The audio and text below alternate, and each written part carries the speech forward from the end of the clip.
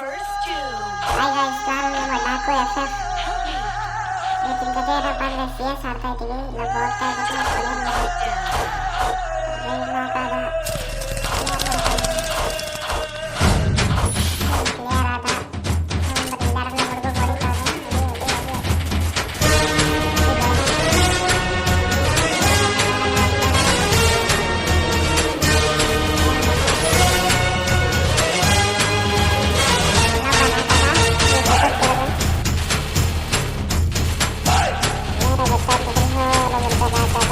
ನೋಡಮ್ಮ ಬಂದ ನೋಡಮ್ಮ ನಮ್ಮ ಕಂಬ ಈ ಕದಮ ಬಂದ ನೋಡಮ್ಮ